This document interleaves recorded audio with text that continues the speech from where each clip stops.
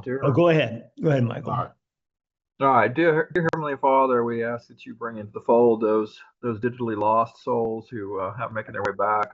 We pray over this technology, Lord, and Earl as he prepares to deliver his teaching today. I ask that you infuse him with your Holy Spirit, with your word, the things you would have him communicate to the group, Lord, that we would listen with open ears, that we would learn to apply these wisdoms and truths to our businesses and our lives. And thank you for all the tech folks and the facilitators and everybody on this team that's helping to make this happen. In Jesus' name.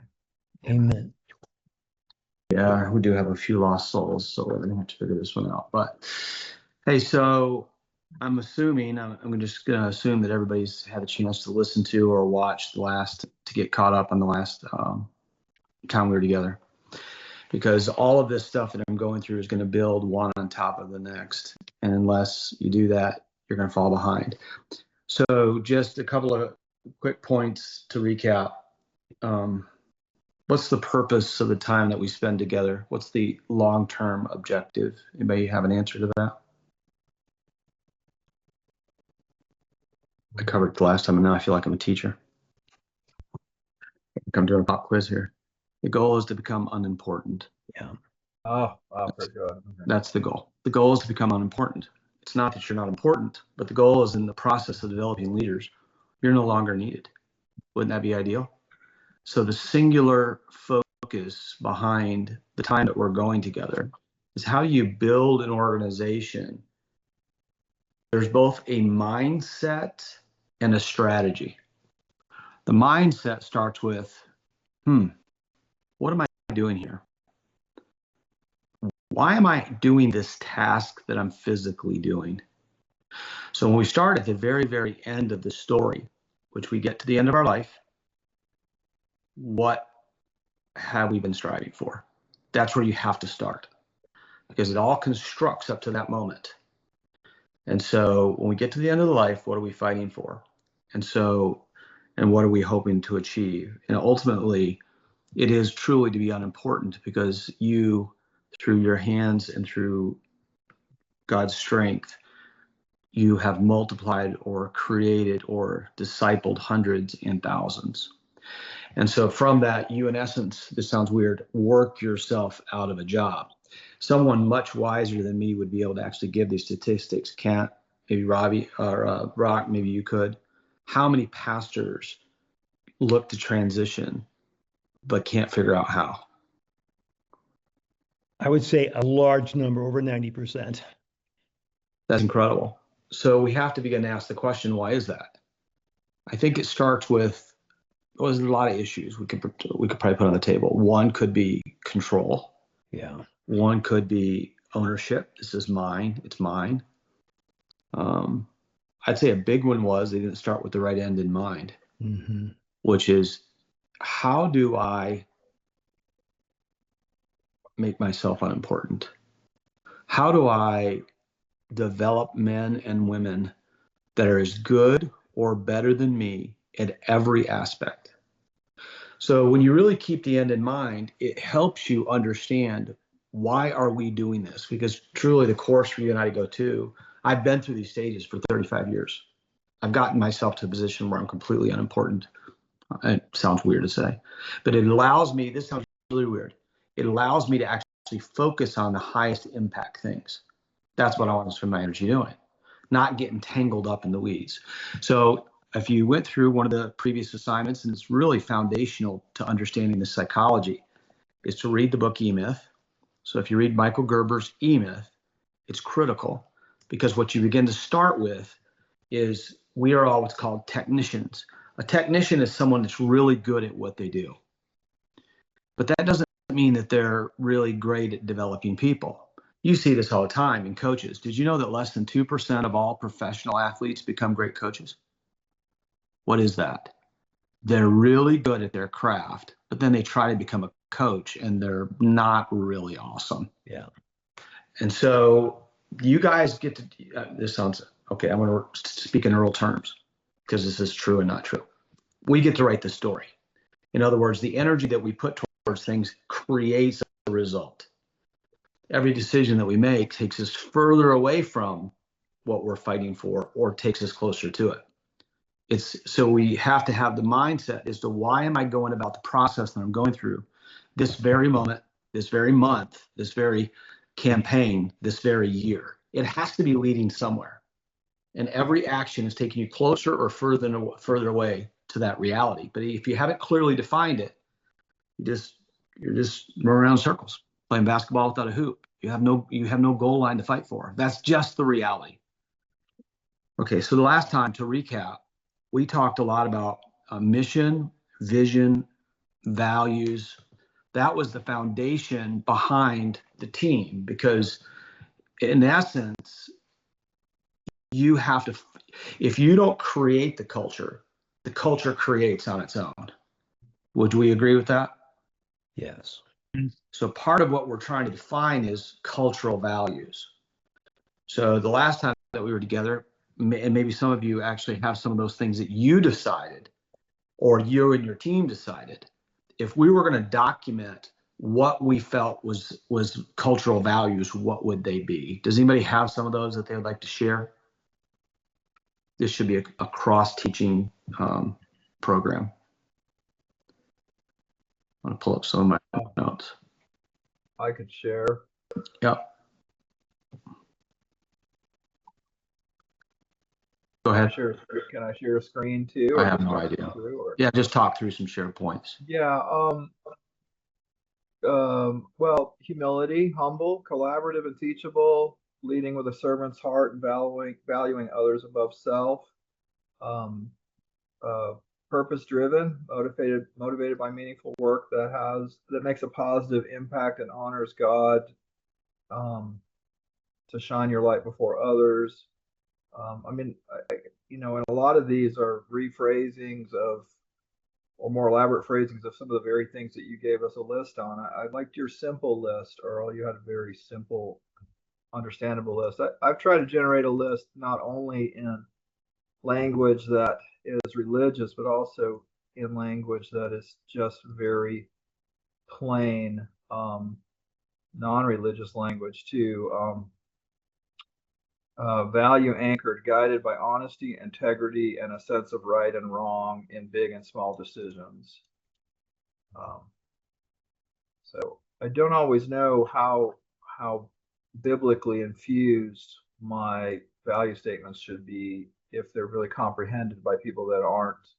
Not all of our workers are really. They claim to be Christians, but they're not really biblically knowledgeable. Yeah, get it. I get it. No. Any other things that can you guys see my screen right now? Because I'm just refreshing some of my notes from before. Characteristics we value. Do you see that? Actions we value. No screen sharing. It is not. Right. I get screen sharing. Okay, that makes difference. I'll do that. There we go.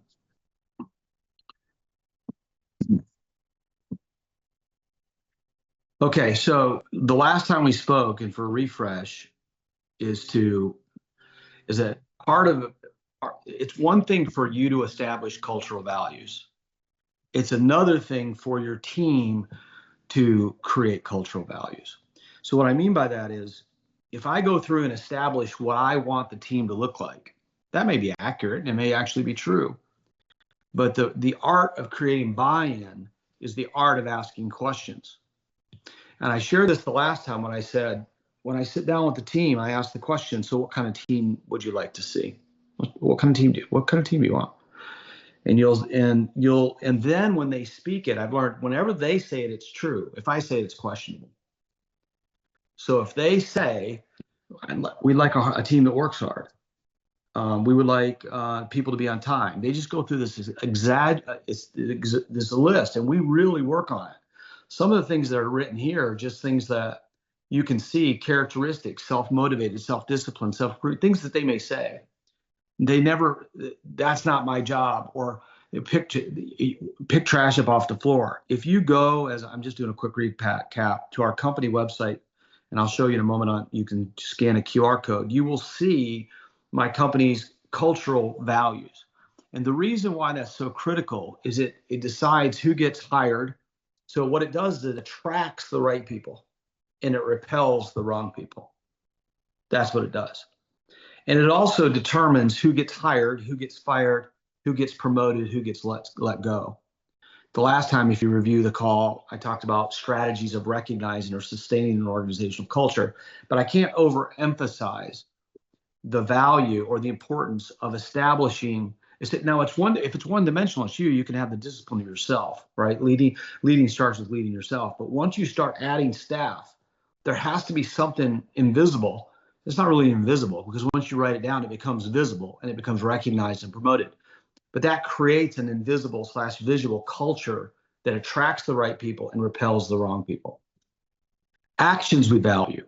You'll see that in some of our stuff, which is takes a little greater share of the blame and a little smaller share of the credit. They love helping people continue to search the best answer, not for the familiar, easy one. What I'm doing is I'm forming inside of them actions that we want to see. So at the very bottom, you'll see understand it's we, not me. You can take some screenshots if you want of the notes. We don't have time to read all of it. But these are just some of it. Let me go through and share, change the screen. Tell me if you can see this part. Can you see this screen now? So as we went through, Brad, can you see this? I see your face. Okay, so here I'm going to jump back to one right there, which is the N2 company.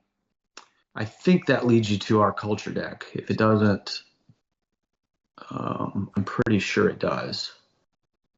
You can scan that and that will take you to it. Let me look at it on my phone. Does it do that, guys? In a second. It's there. Okay, good. That takes care of that issue. So once again, hey, listen, if you're going to work one-dimensionally, it's you and Jesus. That's what it comes down to. Oh, Larry reminded me to record my stuff. You guys got to help me do that too. Thank you, Larry.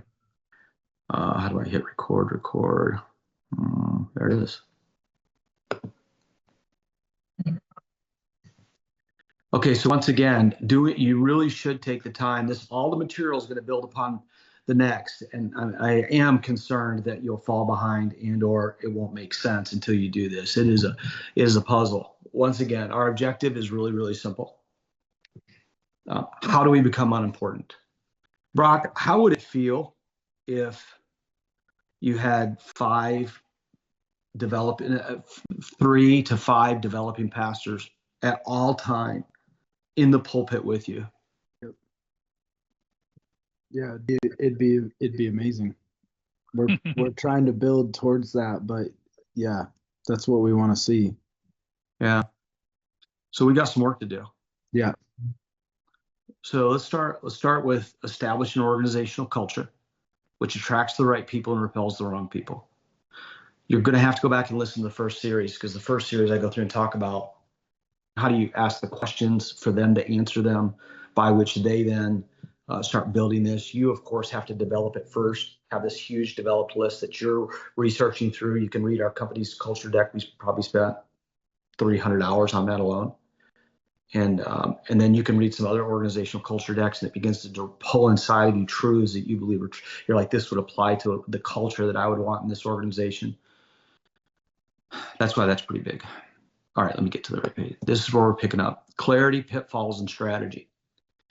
So I have learned along the way, it's easy to start. It's hard to sustain. Yes. That's what I've learned. It's easy to hire. It's hard to build. It's easy to hire people. It's hard to keep good people. So we need to talk about things like clarity of vision, clarity of values, clarity of mission. And then you have to ask another question. What are the landmines that are going to blow them up?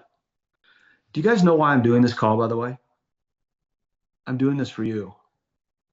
I'm doing it because I have personally experienced what it's like to work 70 to 80 hours a week, every single week, for easily 15 years before I began to put some of these things in practice and stumble into some and fail and get to a point of burnout where I want to quit. And so I don't like that. And I see too many godly men and women that get to that spot and they don't finish the race, right? So we don't want that. So pitfalls, what are the things that are going to blow you up? But equally, you must be framed on this. Every action that you take has to be constructed with a thought process. I'm doing this so that I can train and raise others. I'm going through the struggle that I'm going through so that I can better understand how to teach and train others. It's not about me.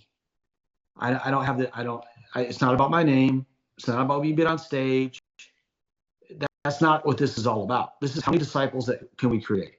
It just simply comes down to that. Does that mean that you need to master public speaking if you're on stage? Probably would be a good thing for your craft, for your job. If I'm a mechanic, do I really need to understand the technical details? Probably. I know, Kent, you were on a nuclear submarine. I mean, would it be wise to actually understand how that actually functioned? Probably. And should you actually study what nuclear fusion is and how they actually blow up? Probably a good idea. Yep. But eventually you want to become a master by which you're developing students on how to do that, because even though we like Ken a lot, he's not going to be around forever here on this earth. So you got to figure that piece of the puzzle out. Okay, clarity, pitfalls, and strategy. That's session 2. Let's go into that. Tell me, I'm hoping you can see this. Yeah. Clarifying questions. So a long time ago, I started, here's the thing I did with my team. I figured out, in order to develop people, I have to mentally ask myself the question, what is going to blow them up? How many of you have ever had good people on your team that come to you and just say, I can't do this anymore? Who knows what I'm talking about? Yeah. Or just anything. I have learned a lot of things. One would be that people don't leave organizations, they leave the leader. Yes. That's an important thing to remember. Another thing I've also learned is that everyone's going to die, move, or get promoted to some, or get stolen to some other organization. So, or they're going to quit. That would be another one. They're going to become overwhelmed and quit. And this is old school, Kat, so you'll like this. But back in the day, I used to take notes on why people left. I'll never forget when I started in Cutco. I had no training whatsoever other than God's guidance, and literally, I know it sounds weird for him to tell me to do it.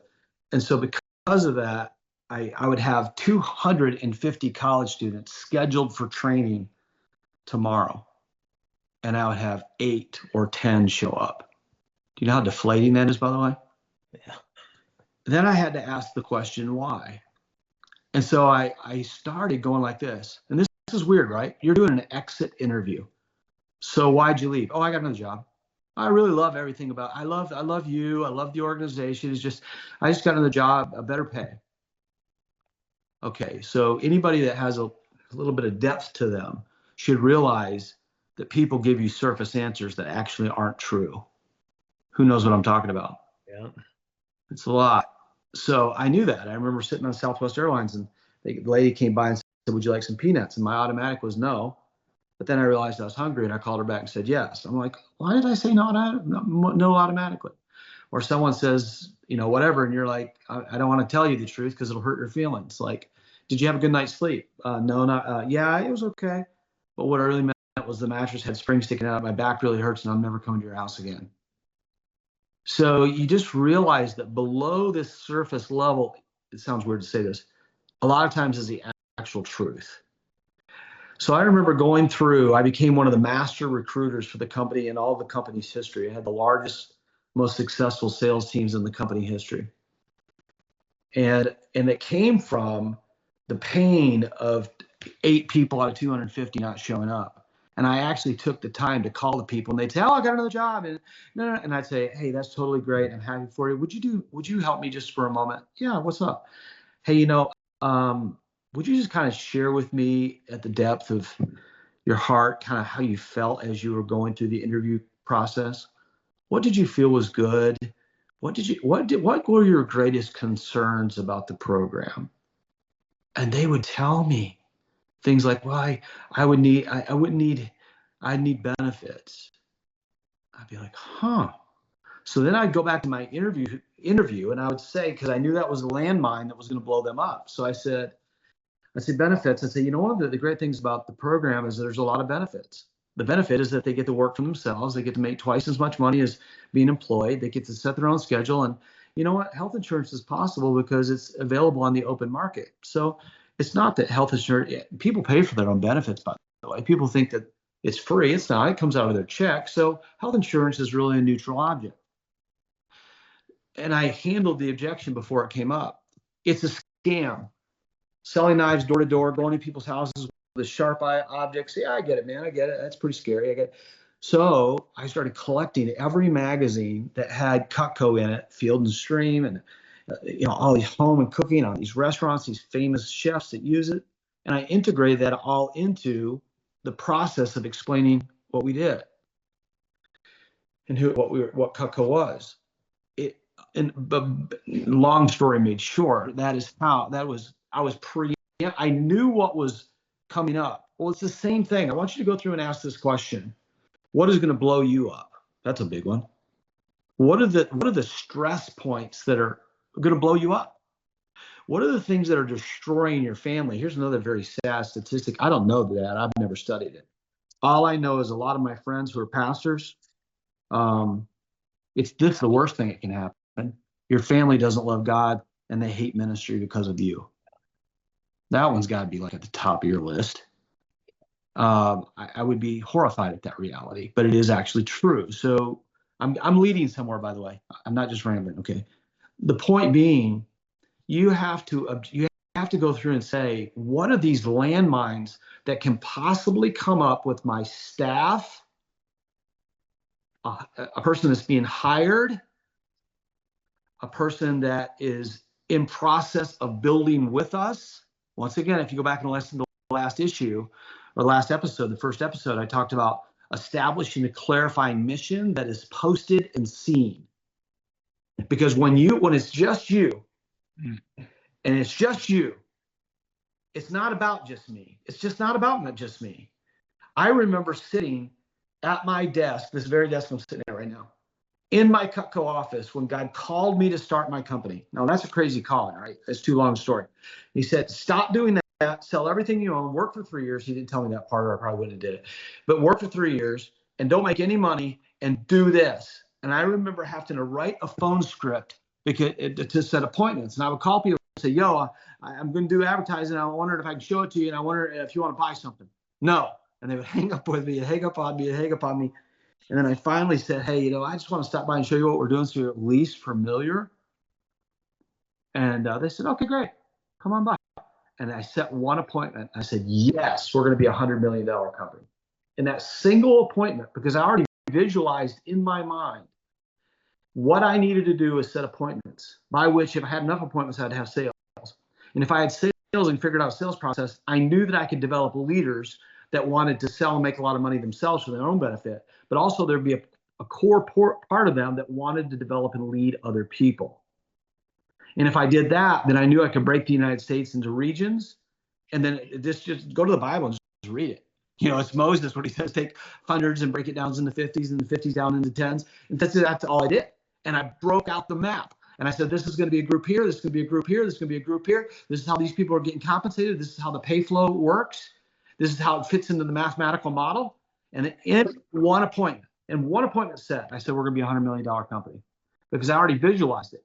The step that I covered before was that when you can visualize in your head the end story and begin to construct a path and work backward. I covered this in the first session too.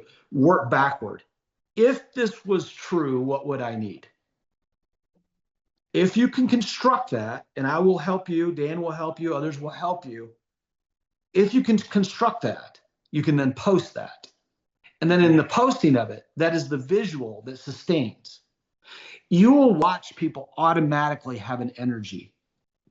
As a matter of fact, when you guys get done with this, done with this call, you should literally go to the wall and say, if I was at the end of the story, and just go through what God has called you. I was at the end of the story, and we wanted to have a church that planted 50 churches. I wanted to have a staff that was emotionally, spiritually, personally balanced and healthy. You start listing it. I want my family to love Jesus. I want my family to be emotionally, spiritually healthy. I want financially, it would be reasonable to live, give, and save. Biblically, you can support all 3 points. And this is what that would look like. That's another topic I need to put on the list. Dan, remind me of that. So then you say, so you construct this story. If this was the end story, what would it look like? And then you begin to work backwards. And as you do that, then you can create visuals that allow people, it literally, I call it a leadership vacuum. It sucks people in. It literally, people, they see it. Now we're back to day one, bro. It's me and you, and that's all we got. You and me. That doesn't matter. I remember when I stood up with a team like 7 or 10, and we were going some real rough roads. Does our product work? Do people like it? And they were all on the edge of quitting. And I just remember, I said, it doesn't matter if all of you quit. I'm not. This is where we're at, and this is where we're going. You just have to make the choice whether you want to be a part of it or not. Because I already knew the end of what I was fighting for. And so that visual creates an energy, but other people go like, I want to be that guy that does that. I want to be that person, because built within our human DNA, there is a process of mastering something, but there's something within us that wants, this sounds bad to say, more. They want to have impact. They want to lead. As a matter of fact, if you go and read there's secular stuff all over the place, but one of the things that formed my mind was a movie called Happy. I probably told you about it. It's got a blue background with white fluffy clouds, and it says the word happy. It was produced about 12 years ago. And in that documentary or study on happiness, it goes to what's called intrinsic and extrinsic values. Intrinsic, what are the things that intrinsically create joy, and extrinsic things that are perceived to create joy. And you watch that and you realize the intrinsic joy comes from friends and family and relationships and community and health and balance. Extrinsic actually is a trap. Go study what's called hedonism, or the hedonic treadmill, by which the collection of more, or the collection of image and all these different things actually erode joy and erode happiness. And as you study that, it anchors you. I think that's an important thing too, because what happens when now the church is 500 people? And what happens when the church is 2,000 people? And what happens when it's 10,000 people? And what happens when you wrote a book? And I hate to even say this, that I found that many people want to follow many gods. Yes. Not God, gods. You are amazing. Oh, aren't you amazing? And as for leaders, it's very easy to get sucked in with pride, and Satan uses that to crush you, crush your family, crush everything that God has done and entrusted you to. So you have to be incredibly careful. Okay, I'm actually speaking with intention here. The objective is this simple. You start with the end in mind, and you have to ask, what is going to blow up the team? And you need to start writing it down. The best way, sadly, is from pain. Every time something falls apart, I'm going to get this on a different slide. You have to create the playbook. You have to write the playbook. The playbook is in every section of your life. You begin to construct, what are the things that we did well? What are the things that we failed at? What are we working towards next? But it is all documented. So part of that is, why did that person quit? Why did they say they were here, but now they're gone? Did I take the time to dig underneath the surface and say, yeah, hey, listen, I understand, because a lot of times you lost them, by the way. They're already gone no matter what you say.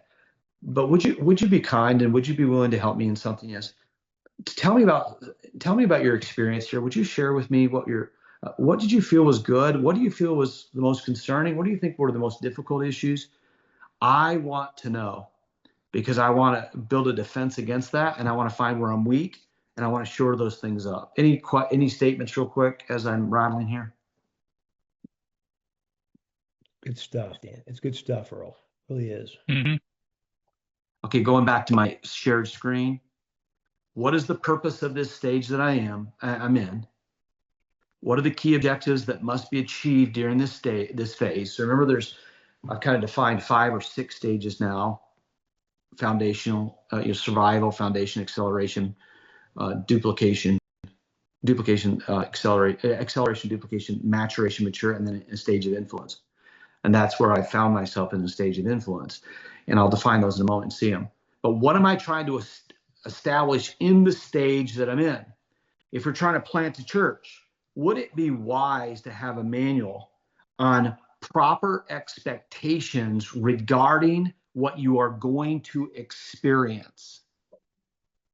See, you have to go through all of that, because if you're not going through and say, I literally, the people that I'd work with would call me a prophet. They say, you're a prophet. Because I preemptively would tell them, hey, listen, when you go out, this is what you're going to feel. When you go, this is what you're going to experience. This is what's most likely going to happen. And every time I could preemptively tell them those stories, I was creating a defensive shield around them so that they didn't get blown up. Because I hated it when I had my great people get blown up, and I didn't like it. So I say, listen, you're going to get on the phone, and if 10 people don't answer the phone, guess what that means? That means it's bad luck, and that's how it goes. But guess what happens when you call the next 10? And what happens when you call 20 and 15 are there and you set 8 appointments? What do you do then?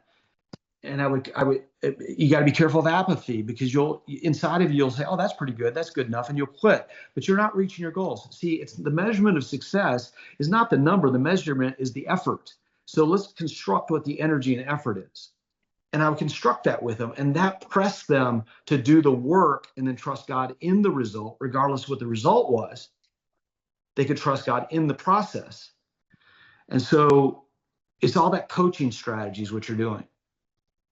What if I'm trying to build an organization, if I'm starting a youth pastor, would it be reasonable to say, let's talk through it? Actually, it'd be even better when you're a part of the hub, when you have somebody like Brad Brenton's on this call. And Brad has got his PhD in psychology of youth pastor fancy pants stuff.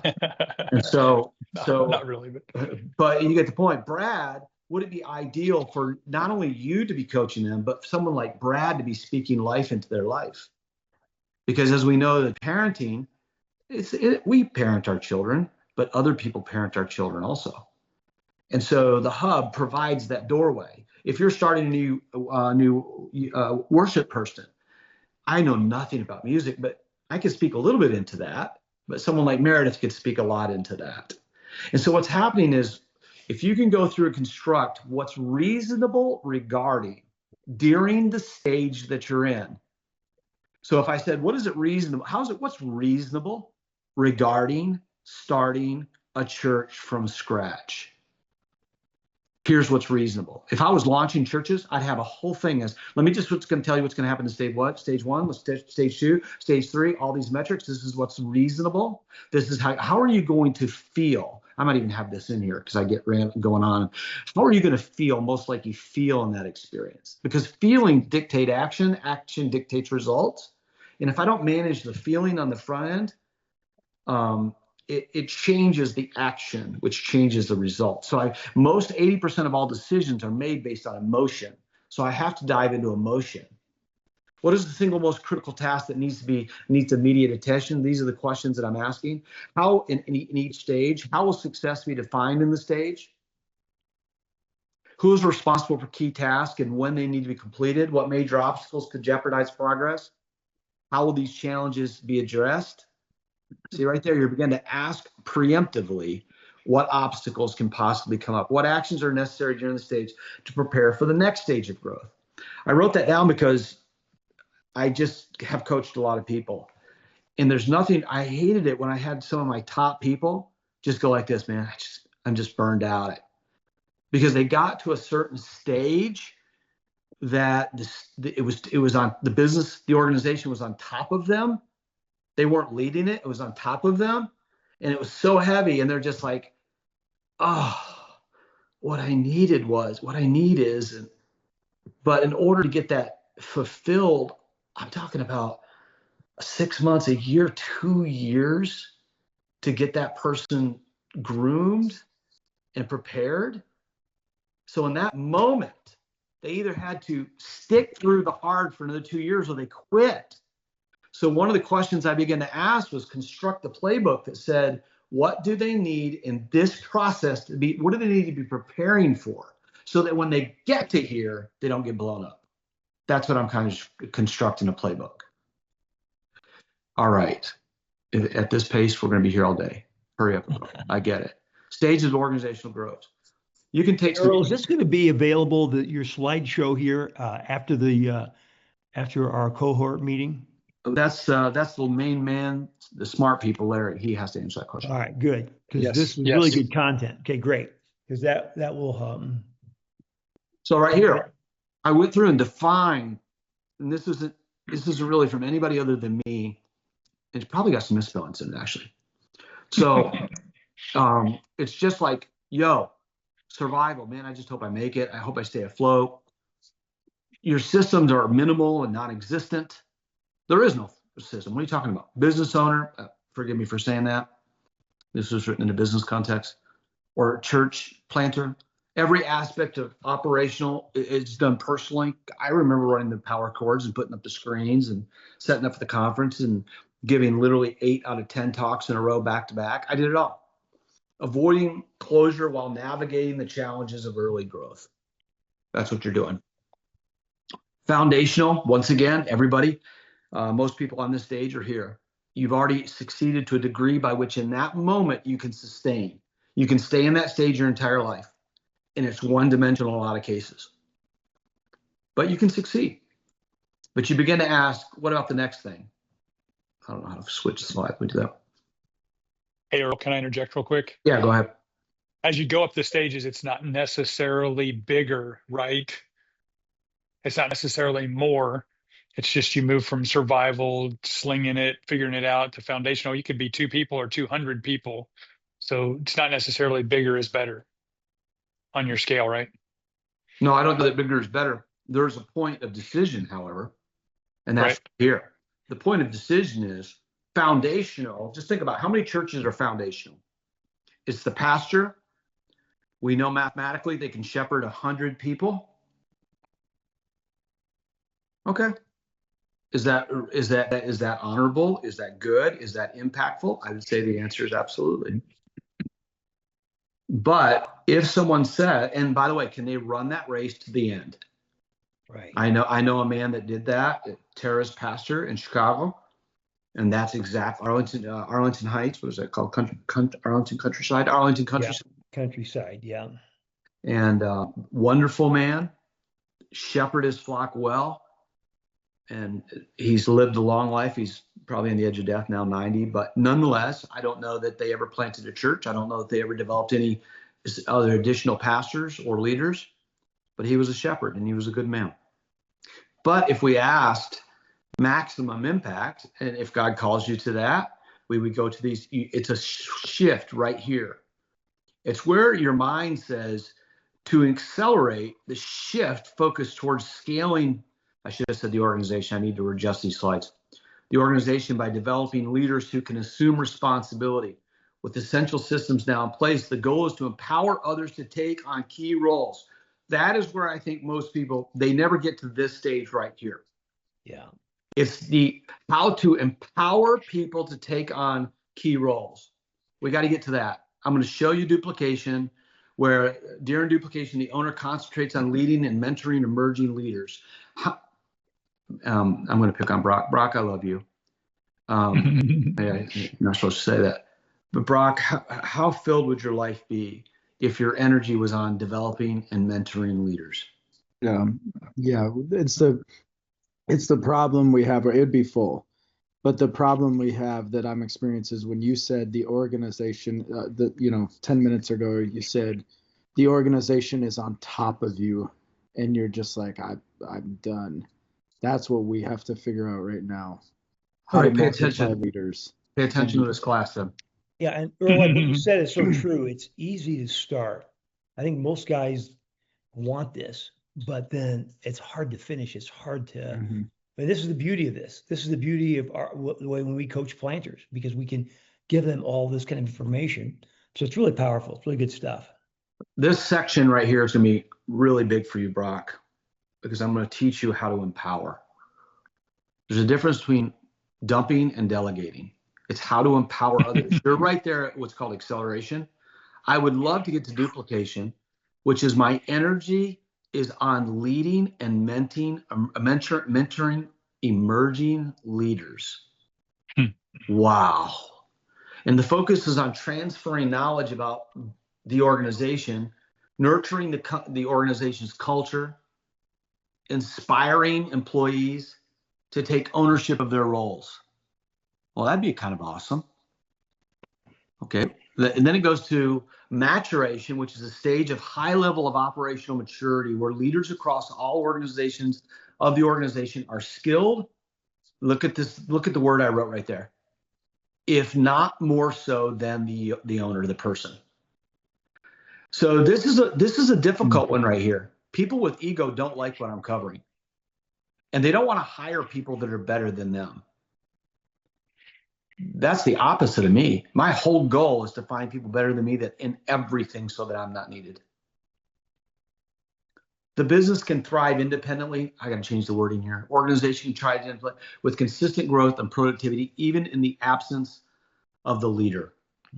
In the final influence stage that I found now, I literally got popped up on my thing yesterday. I just write notes to people. I write notes to people that are achieving. Because the stage of influence directs culture, sustains culture, shapes culture, a handshake, a kind word, public recognition of achievement. The organization mirrors the strengths and weaknesses of the leader, with culture becoming a reflection of the leader's values and presence. That's what I found. So let's get to it. And you're like, okay, I want to do it. I want to do it. Quit talking. Okay, got it. What are your core values? So if you haven't went back to the beginning of the session 1 and said, I can't do it for you guys. I can't. If you haven't said, listen, session 1 and said, okay, I'm going to pause right now. I know my schedule is out of control, but I'm going to shift this. And the shifting is a single pivot point at the beginning. It is this. 2 things. What culture do we want? What do we want our team to look like? If you can define that with your team, you will create a culture deck. If you stop and you say, if I went to the end of the story, what would I want the story to look like? If you just stop and you do that step, then what will happen is that will create a board or a leadership profile, which will then, there's so many things to talk about here. I just said the word leadership profile, which integrates into all these things. Once you lead that, once you create that, and you have cultural values established, it'll attract the right people. It allows you to advertise for the right people. It allows you to have a benchmark. It gives an onboarding process. So every person that's onboarded, they're laid out what the cultural values are. All of that comes into play. Attracts the right people, repels the wrong people, sustains the right people. But this begins to go into what are your core values? What kind of church do you want? What kind of staff do you want? What kind of family do you want? Because life is more than one dimensional. It is not just about your church. And it's not just about your job or the staff. And it's not just about your family. The next session that I go through is I'm going to go through how do you create balance among these things. That's going to be a big teaching day. Okay, so we asked those questions. I'm going to show you some of the things that I did along the way. Our core values at N2, treat everyone with respect. These are simple for people to see, and this is just posted and known. We treat everybody with respect. Doesn't matter. How is it? This sounds really weird, right? How is it possible to be in the world but not of the world? To me, I shared this before. I just remember pulling up in my pickup truck, which is pretty common, and saying, yo, who wants to go to a team lunch, team dinner? There's 100 people going. I just pulled up and 3 girls jumped in my truck. 2 of them were lesbians and one was had wrote a book on women's power. Great. We had lunch, we had dinner together, we hung out, we talked, and then the next day I said, yo, you're gonna come to my God talk? I'm gonna be talking about who God is and who he's not tomorrow morning at our company conference. They're like, yeah, we'll be there. And they're sitting on the front row listening. It's because, it doesn't matter if it sounds weird to say, if they're transgender or they're black or they're white or they're from a low class. We would just say that Jesus would love everyone. And so our heartbeat is to love everybody the way Jesus would love them and treat them with respect, regardless of who they are. A core value of N2 is to do the hard things, not the easy things. By the way, Kent, you taught me this years ago. The greatest way to erode your family is hypocrisy. Yes. The bad thing about having things like core values is it actually creates a benchmark that either you do or you don't do. When you post core values, like one of the things you saw in our cultural statement, we don't tolerate brilliant jerks. What do you do when someone is on your team that's really, you got a Dennis Rodman on your team? Do you keep them or not? The countless top leaders, awesome people that have developed in my company, but then somehow they get this ego and we've had to let them go. It is unbelievable.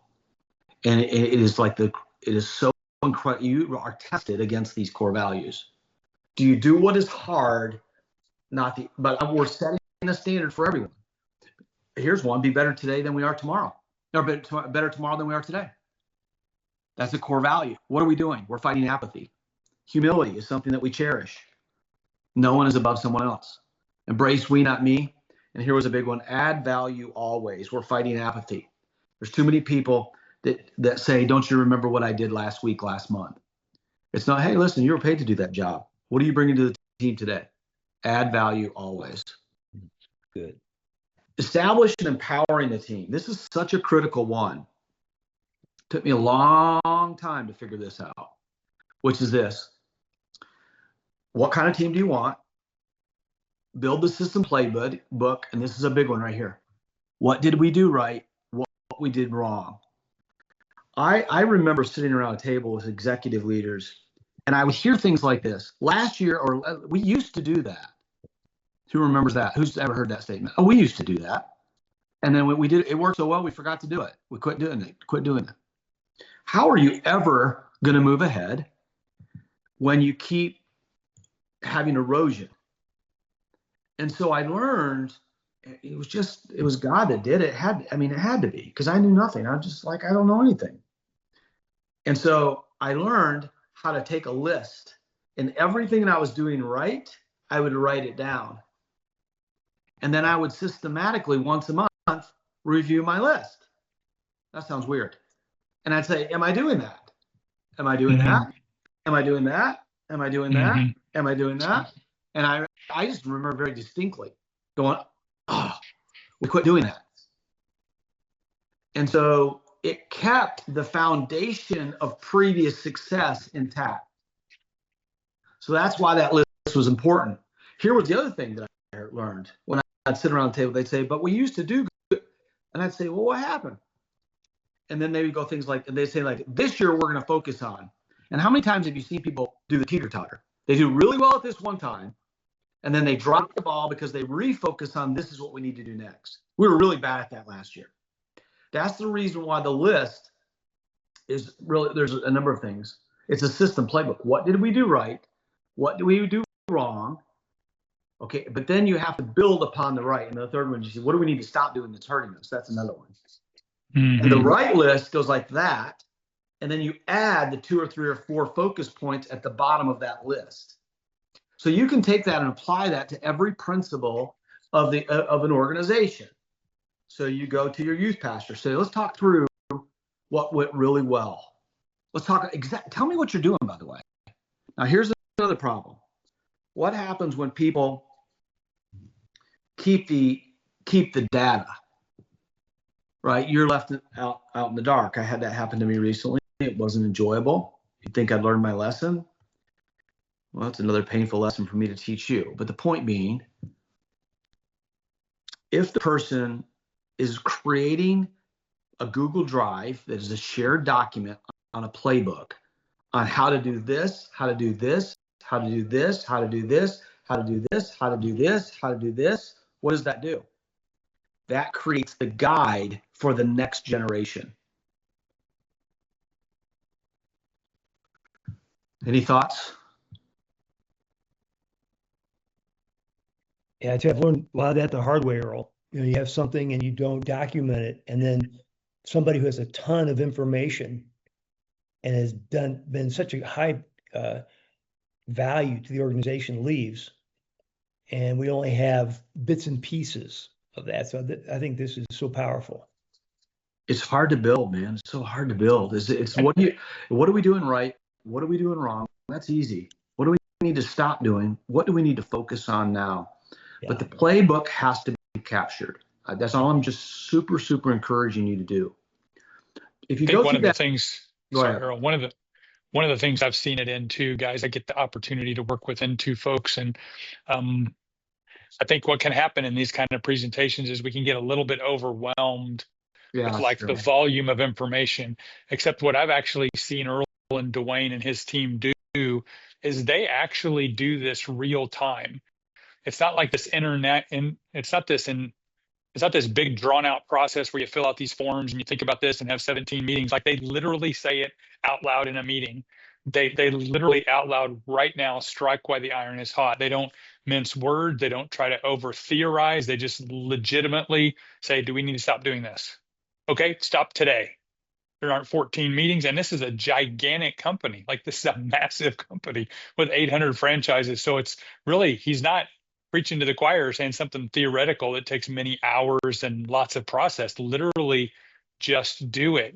What do we do right? What do we do wrong? What do we need to stop doing? Okay, stop doing it today.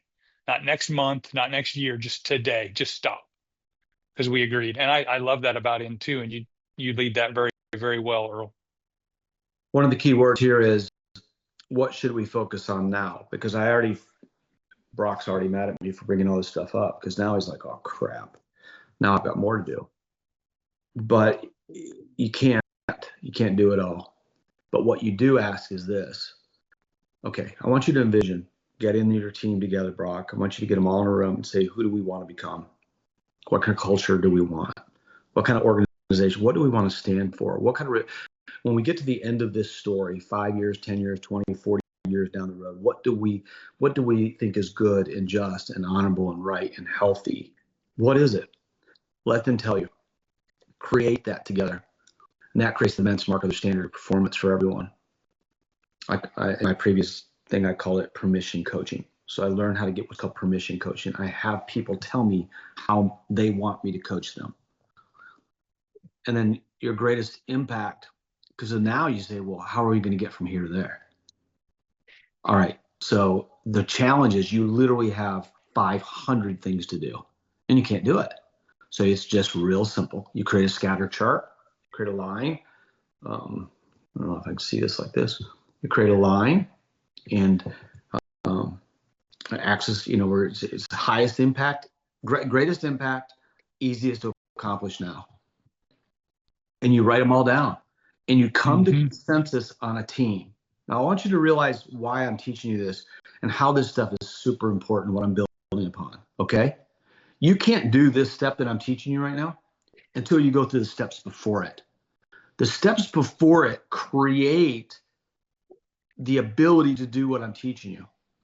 Because what is the problem within organizations? Is the human being. I want my thing to be the front of the list. I want it to be done the way I want to do it. Well, when there's a culture of we, not me, and one of our cultural values is humility, you're preemptively managing the ego of people. See what's going on? So what happens is we can openly talk about it. Listen, we already know we can't do everything. We already know. But together we can, and by the way, and you heard me say this before, I'll just mention it. I say the way that, God has called me to be a leader. So because of that, we operate like a democratic dictatorship. Democratic, we all speak into it, but someone has to make the final decision. And that's what I've been entrusted to. So the question becomes, are you okay if your thing, we as a team prioritize as the thing we're focusing on. Are you okay with that? Oh, yeah, totally. Are you okay if your thing is not the thing that we as a team decide is the most important thing? All of this stuff builds upon it. It gives you the ability to execute and manage the culture of that team. So what do we need to focus on now? You will create a scatter chart, and you can look up a scatter chart, and what are the things that are highest impact, easiest to execute. That is how you create a mantra. And the mantra, it's a mantra to where the entire team is rowing in the same direction with the same objectives. How many guys have ever felt like the team is in chaos? Everybody is doing their thing. Who knows what I'm talking about? Wow. And it's like, I don't know. What's that? There's a movie that, Chariots of Fire. Is that? No, that's not it. What's the one? The Boys in a Boat. Boys in the Boat. That's a great movie. Boys in a Boat. I haven't seen it, but I've seen it advertised. But that's what it reminds me of. Uh-huh. And forgive me for this. I know that somebody in the future is going to watch this recording. So for all of you rowers, please forgive me ahead of time. I know nothing about rowing, but I do know that it has something to do with everybody doing it at the same pace, giving it their all, the right rhythm, something that built. It's the same thing though. When you get everybody out there in the boat and they're just slapping the water out of rhythm, it is hard to get traction. What you're doing in building a culture, establishing playbooks, creating a leadership vacuum, you're getting, by having buy-in, you're getting everybody to go together. You're managing culture ahead of time. So this is where there's a rhythm to growth. And a rhythm comes to, I can't remember if I covered this before last time, but I'll just tell it to you now if I didn't cover it. Once a year, you need to get your staff together. But forgive me, I need some of you ministry people to teach me this. There's a rhythm to the ministry year. I'm going to speak in business terms, and you're going to have to convert it to ministry terms. Yeah. Business terms are like this. I know in September, we're getting all of our executive team together.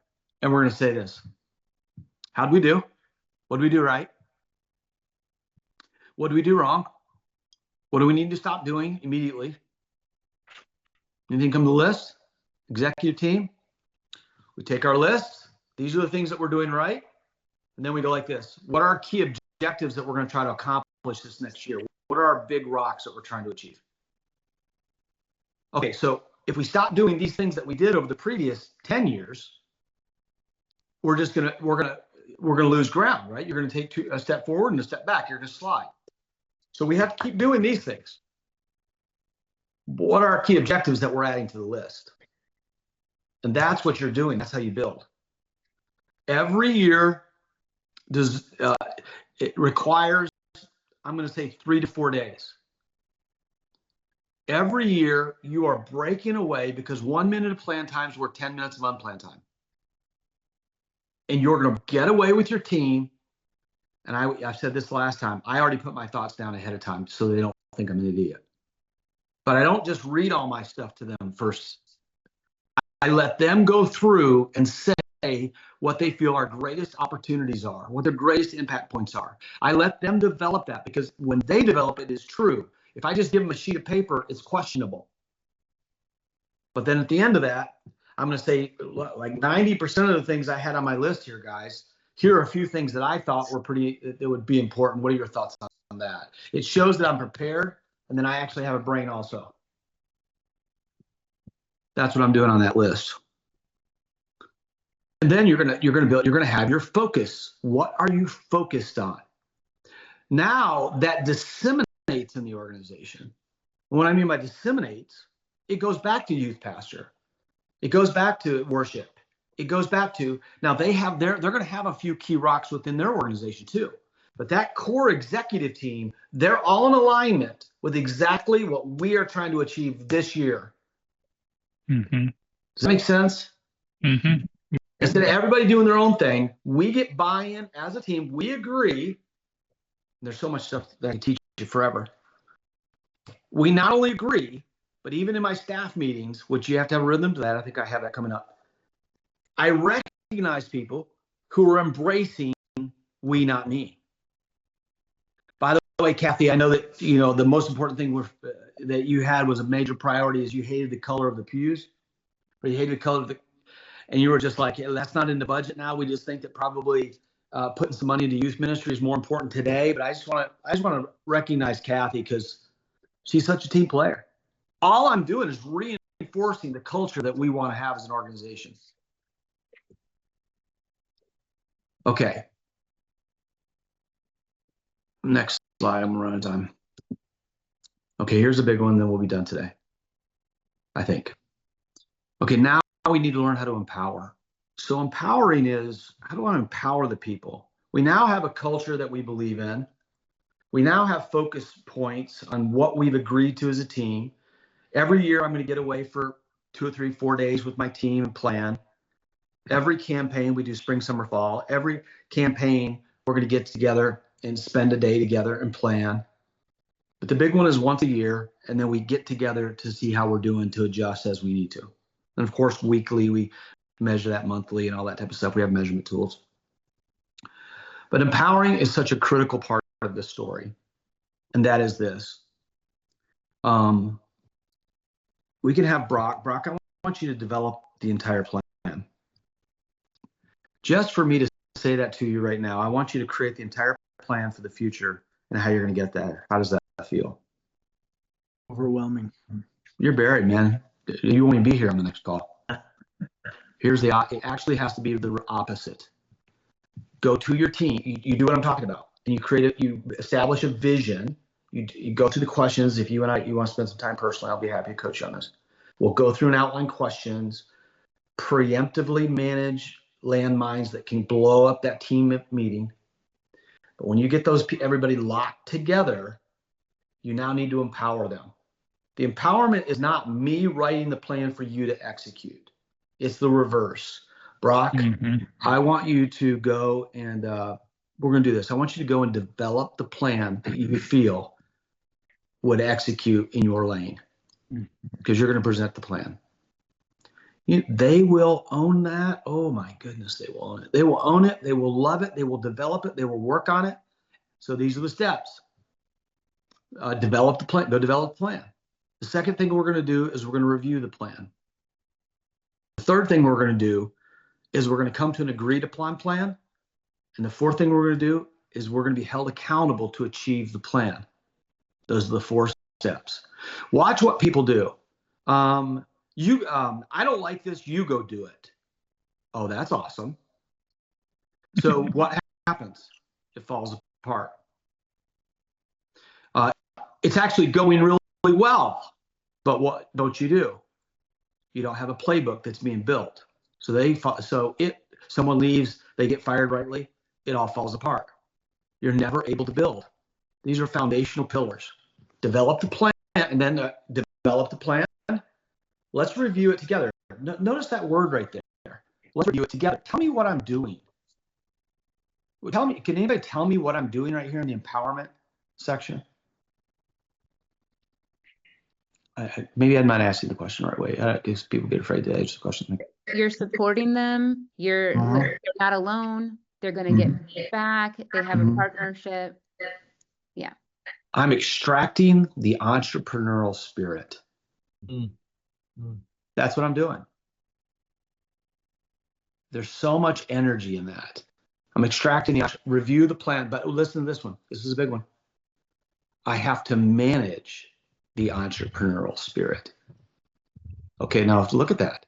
How many of you guys ever had people just doing stuff and all of a sudden you're like, holy crap. You're like, what on earth? How did that happen? And I don't know what they're doing. They're doing, bungee jumping off the top of the roof from the cross. You're like, what? So you have to actually have a part of your culture, which is one that says, we want to empower you to be your best. But at the same time, you're not allowed to just go do things without an approval process. That's what we need to review the plan.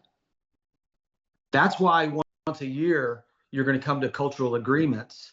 You're going to come to focused agreements. Then you're going to send them out the door and say, you need to go develop the plan on how we're going to reach 100,000 people in this market. You need to come back and present the plan. Develop it, present it. We are going to review that plan together. Did that say you get to do the plan? I didn't say that. I said we're going to review the plan. And then once we review the plan, we're going to do what? Come to an agreed upon plan. And once we come to an agreed upon plan, I'm going to say the word we here, because including myself, we are all held accountable to achieve what we've agreed upon. What I do is manage agreements. That's what I do. I manage agreements. What did we agree upon? That's good. We're going to come to an agreed upon plan, and then we're going to be held accountable to the plan. And I say the word we too, because wouldn't we agree that I have responsibilities as well? The answer is yeah, I do. And how many of you guys have had people on the team that don't follow through, man? That don't do what they say they're going to do? That's not cool. And so I openly talk about in my cultural, not only on onboarding, but as a team, the power of empowerment. What is empowerment to this team? What do you think empowerment is to the team? What should people be allowed to do? What should people not be allowed to do? Have you ever been in an environment when you're doing something and then they're also doing it? Wait a minute. I'm in chaos here. I thought I was doing it. No, you're doing it. No, we were doing it. I know I'm doing it over there. And by the way, you told me to do this, but that also is eroding what I'm doing over here. That doesn't make sense. That is the chaos of a team. So that's the reason why we have to come up with agreements together. Then we have developed a plan. We're going to review the plan. The review of the plan can be as a group. It can be just me and you. But as a group, we have very clear points of execution. Everybody knows who's doing what by when. Everybody knows who's doing what by when. That's how you get traction. That's the men in the boat, all at the same pace, all at the same cadence, all at the same rhythm. They know that we're all doing this together. And who's responsible for what? Who does what by when? Does that help at all? Yeah, it's great. It's the power of alignment, getting everybody aligned. I love that. So I know that a lot of the material that I'm covering is overwhelming just because it's 35 years of failure. So what I'm trying to do is just like keep you from that pain and help you build. That's what I'm trying to do. Yeah. Okay, so just the basics. I mean, they're not even basics. They're just like giant, huge, important rocks. What is your playbook? What is your culture? What are your values? What is the mission? I'm going to click to one here to give you an idea. I meant to slide this slide up right here. This is something we're going to step into this next time because life is more important than just ministry and business, and it's family. And so part of what we created, Taryn and I did 20 years ago, was a mission, and the family helped us with this, a mission statement. An organization helped us with this. Who are we? How do we act? How do we behave? United as a family, we follow where God leads. We love each other and give generously, making an impact in the world through purposeful hard work, faith and patience, with constant love for and submission to God. I should probably find it. I need to find it. I used to have it here on my shelf. Every one of these things, we follow where God leads. On my desk right behind me, I used to have one where my little girl in 5th grade or 7th grade wrote a story about her dad that sold everything because God told him to. And it's in kindergarten language. It's probably we love each other. Every one of these, it's like, no, that's not what we do. That's not who we are. On the back of your shirt, right here on the back, every one of you have a word written on the back of it. It's called Christian. It's your name on your jersey. That's what it is. It's the name on your jersey. And all the time when I'm with the kids and we're out and about and we're walking and we're living, it's no, that's not who we are. You're a part of the SEALs family. That's not who we are. And so we love each. So when they're fighting, no, we don't fight. I don't raise our blade. No, that's not who we are. We can talk, but we don't scream. That's not who we are. We love each other. We give generously. When my daughter says, Dad, guess what I did today? What? I saw someone that was poor and they seemed like they didn't have much. So I took them to the gas station. And I filled their car up with gas. I'm like, yep, that's who we are. Or we're walking down the streets of Chicago and with my kids and there's a couple homeless people and we pick them up. When's the last time you've actually slept in a hotel? It's been a long time. Come with me. We're putting you in a hotel tonight. Do you have another friend somewhere around here that you could get to go with you? Yeah. Yep, that's who we are. It's a culture. It's a mission. We impact. We're purposeful, hard work. No, we work hard. That's who we are. We have faith and we're patient with constant love and submission to God. So these are deep, deep, deep things that I want to overwhelm you. I know I have. I spread this out over 18 months previously, and we're trying to do it in maybe 6 months. So any final thoughts from the crew? Oh, Earl, I love this because, when coaching pastors, it's so easy to, and anybody that's doing something entrepreneurial, it's so easy to be consumed with the calling that, and you can fail miserably. You can be successful in one thing and fail miserably in the really important thing. So to build that in is just, I'm just going to start adding that to our coaching. To have to take the time to write it out. And so you have it in front of you to live by it.